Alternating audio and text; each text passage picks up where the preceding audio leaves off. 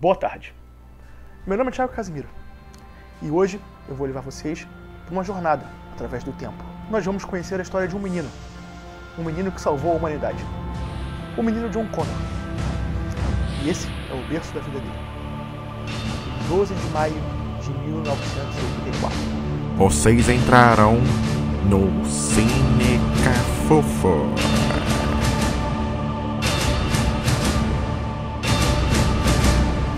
Essa é a Quarta Clássica e hoje nós vamos falar sobre O Exterminador do Futuro, um dos maiores filmes da história do cinema. Nós vamos falar hoje na Quarta Clássica sobre a estreia de James Cameron na direção. O filme foi um marco na ficção científica, um marco nos efeitos visuais e um marco na carreira de Schwarzenegger, que se tornou astro a partir desse filme aqui. E aqui comigo, minha querida Amy Starger. Olá. E meu amigo Felipe Mitterman. E aí, galera? O Exterminador do Futuro conta a história de uma guerra que se passa no futuro entre os humanos e as máquinas. E essa batalha tem um desfecho dela travado no presente do filme, que é o ano de 84, que é quando uma máquina é enviada de volta no tempo para eliminar a mãe do líder da resistência, o John Connor.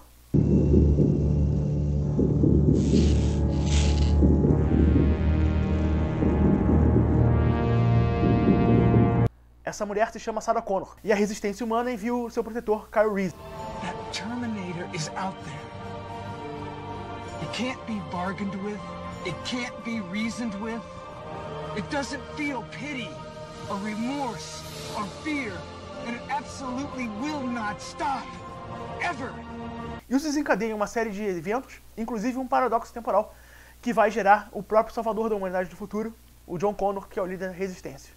A ideia do Exterminador do Futuro surgiu quando o James Cameron estava na Europa e ele teve um sonho. E no sonho ele viu um robô saindo das chamas com uma faca na mão. Ele pensou, como era a época dos slashers, que ele podia arranjar um bom filme desse gênero a partir daí. Como ele sabia que ele não tinha condições de fazer uma coisa filmada no futuro, ele decidiu trazer a trama para o presente a partir do tema da viagem do tempo, e ele começou a fazer o roteiro a partir daí, mais ou menos de trás para frente. O objetivo dele, quando ele começou a fazer o filme, era chegar nessa visão dele do esqueleto se arrastando com uma faca na mão.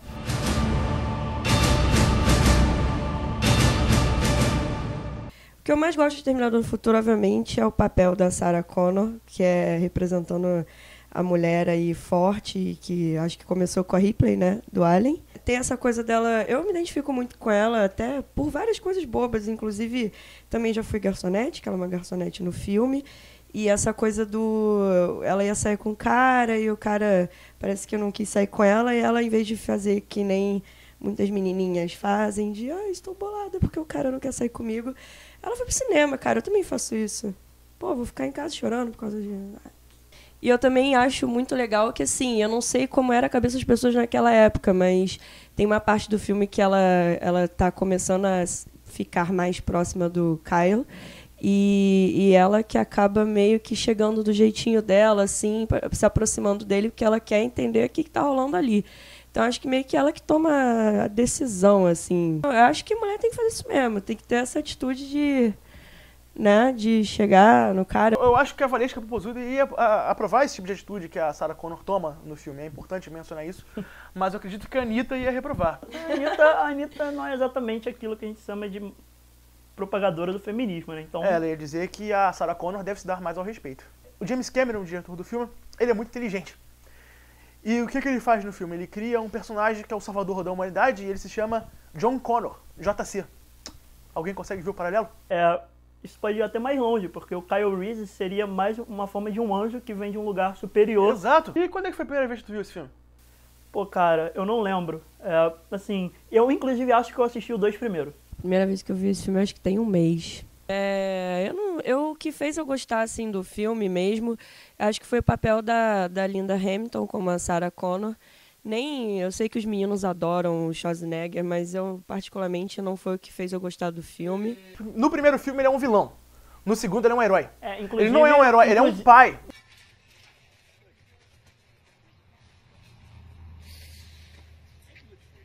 O Schwarzenegger, ele é a única pessoa que está na lista dos 100 melhores heróis e dos 100 melhores vilões com o mesmo personagem. O Exterminador no filme original vai ser o Lance Henriksen. Nos designs iniciais a gente vê o Lance Henriksen lá vestindo um sobretudo e se escondendo assim na multidão, ele usava um óculos assim, era muito legal.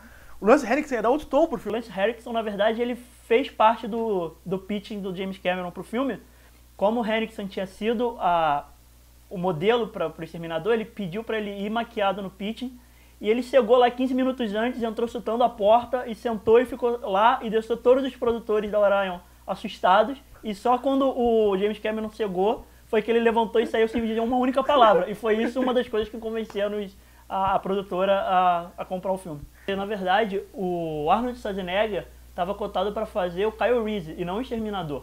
A escolha original do estúdio, da Orion, era o O.J. Simpson. Exatamente, porque é engraçado até, porque na verdade ele já sabe que o O.J. Simpson não tinha uma imagem de pessoa que pudesse matar. A gente sabe muito bem como é que isso terminou. Também um dos problemas que o Cameron tinha em escalar o Arnold como Kyle Reese é que ele precisava arranjar alguém maior para fazer o papel de Exterminador. Esse filme, O Exterminador do Futuro, ele foi feito paralelo a um filme que é pouco lembrado hoje em dia, que é Quando Nasce a Escuridão, né? Quando Nasce a Escuridão é um filme feito por uma das ex-esposas de James Cameron, que é Catherine Bigelow, a primeira mulher a ganhar o Oscar de direção da história. And the winner is... Well, the time has come. Catherine Bigelow! Thank you. Ela, inclusive, ganhou do James Cameron, né? O lance é o seguinte, eles fizeram a seleção de elenco dos filmes juntos.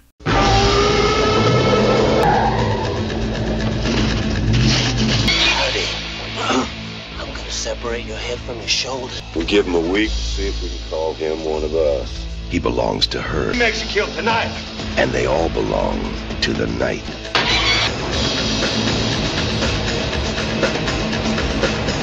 Near dark.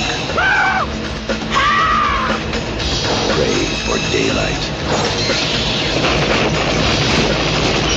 The night has its price. Por isso que tem o Bill Paxton no Quando Nasce a Escuridão, né, que ele faz o punk no início do filme, do Exterminador do Futuro. Lance Henriksen também no Exterminador e Quando Nasce a Escuridão. Né, eles fizeram os testes de elenco juntos porque o filme dele tinha um pouco mais de dinheiro e o filme da Catherine Bigelow não tinha dinheiro algum.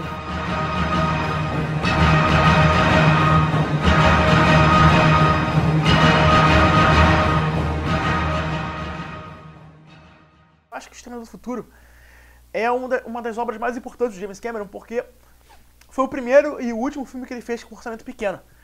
E ele é legal porque ele é um James Cameron mais cru, é um James Cameron no começo da carreira.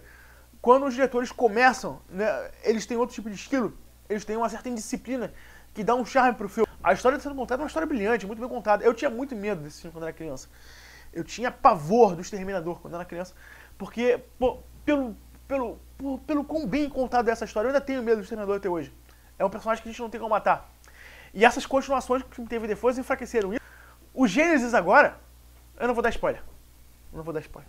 Pra mim, o Exterminador do Futuro é não só um marco, como o Thiago falou, mas também um início de várias coisas. É o início do James Cameron, é o início do Arnold, é o início de uma franquia que, se no mínimo, nos deu um segundo filme que, na minha opinião, é melhor, apesar de ser discutível. Então, é um filme que tem aquela coisa de, pelo menos pra mim, de ser uma coisa que não só eu sei que é um marco no cinema, mas que é um marco pra mim, sabe? É um filme que, apesar de eu ter visto o segundo primeiro e de eu preferir o segundo, é um filme que mostra como muita coisa do que eu gosto no cinema começou a surgir. Um filme que tem, sim, que ser considerado um clássico. Eu acho que o Exterminador do Futuro apareceu numa época muito boa, assim, da ficção científica, perto de Blade Runner também, né? Então, perto de Blade Runner, acho que ele se encaixa bem na história da ficção científica no cinema. Não sei como seria se ele tivesse aparecido agora, como seria a reação das pessoas se elas iam gostar tanto assim, do filme. Mas acho que ali, para aquela época, foi perfeito, assim. Até para esse início de carreira do James Cameron também. Não só um clássico, mas uma obra-prima. Bem, galera, essa foi a quarta clássica de hoje. A gente teve uma discussão muito bacana sobre o Exterminador do Futuro, né? A gente tá aqui mudando nosso cenário, né? O cenário tá em transformação ainda, esse é o primeiro programa, e a gente quer a opinião e a participação de vocês pra escolher qual vai ser o pôster que vai entrar aqui, porque Troia não é nenhum clássico, é um bom filme, mas não é nenhum clássico, né? Pelo menos na minha opinião. Vai ser Labirinto. Não vai ser Labirinto. Vai. Ó, gente, se vocês querem Labirinto, comentem. Vou fazer 100 Vitor, por pessoas favor. comentarem nesse vídeo. Na verdade, a gente tem um pôster do De Volta ao Futuro aqui, eu acho que o lugar dele era ali. A quarta clássica não se refere exatamente só a clássicos, mas aos filmes que as pessoas têm ligações emocionais, né? Porque Labirinto... Ei, todas as pessoas que eu conheço viram esse filme na infância, cara. Como assim? Eu fiquei sabendo que montaram um labirinto no Shopping Rio Sul, na época desse filme. Olha só, preciso dizer uma coisa. Eu vi um filme na minha infância chamado Caravana da Coragem. Eu acho que todo mundo viu esse filme. Não é nenhum clássico. Eu vi Howard, o super-herói. Também não é nenhum clássico. Duas produções de George Lucas. Labirinto é a terceira produção de George Lucas aqui. Não tem nenhum clássico aqui. Bem, gente, vamos encerrar o programa. Inscrevam-se no nosso canal no YouTube. Inscrevam-se na nossa página do Facebook. O endereço é não sei. E sigam o nosso site que vai abrir em breve, que vai chamar www.cinecafofo.com.br. Siga a gente no Instagram também. Peçam Labirinto nos comentários, porque eu vou surpreender vocês com um Não monte de peçam história Labirinto. legal sobre esse filme. Não É peçam sério, hein? Labirinto não é clássico nenhum. Eu não vou pedir De Volta ao Futuro, porque dia 21 de outubro tá chegando, e aí é uma parada que a gente com certeza não vai deixar passar.